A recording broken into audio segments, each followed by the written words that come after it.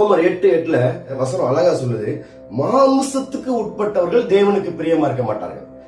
மனிதன் எதன் மேல பிரியமா இருக்கிறான்? தேவன் யார் மீது பிரியமா இருக்கிறார்? மனிதன் எதன் மேல் பிரியமாயிருந்து என்னவாக போகிறான்?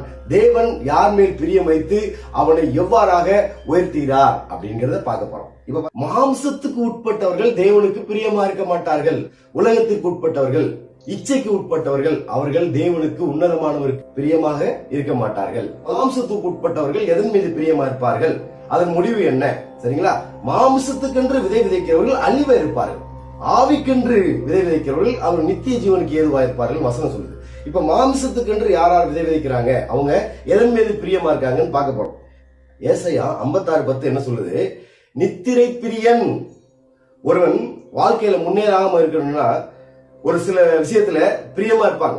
ஏன்னா அது அவங்களை அடிமையாகிடும். அதனால அவங்க வாழ்க்கையில முன்னேற முடியாம இருப்பாங்க. நித்திரையினால பல பேர் தங்களுடைய முன்னேற்றத்தை, ப்ரமோஷனை, சரிங்களா, நிறைய இழந்திருக்காங்க. நித்திரையினால நிறைய பேர் அழிந்திருக்காங்கன்னு கூட பார்க்கலாம். ஏசாயா 56:10 நித்திரை பிரியன் போட்டிருக்குது.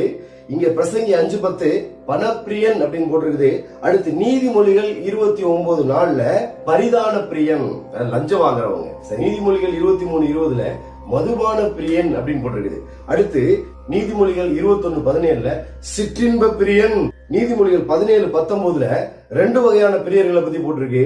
ஒன்னு வாது பிரியன், சண்டைகள் மேல ரொம்ப பிரியமா இருக்கிறவங்க, அவங்கதான் வாது பிரியன்கள். அடுத்து பாதக பிரியன். சங்கீதம் 5:6 ரத்த பிரியன் அப்படின்னு போட்டிருக்குது. அடுத்து நீதிமொழிகள் 23:2 போஜன பிரியன் அப்படின்னு போட்டிருக்குது. 2 தீமோத்தேயு 3:2 தற்பிரியர் அப்படின்னு போட்டிருக்குது. அடுத்து 2 தீமோத்தேயு 3:4 சுகபோக பிரியன். இப்படி 11 வகையான காரியங்கள் இருக்கு. இதுல நாம் பிரியமா இருக்கிறத விட்டுட்டு தேவனிடத்தில் நாம் பிரியமா இருக்கும் பொழுது தேவன் நம்மை உயர்த்த வல்லவராயிருக்கிறார்.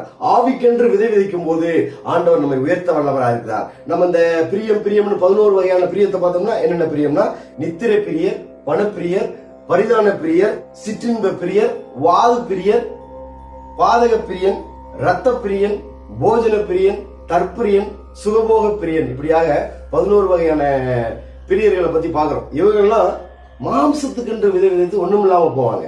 ஆனா நம்ம தேவனுக்கு பிரியமா இருக்கும் போது தேவன் நம்மை உயர்த்த வல்லவரா இருக்கிறார்.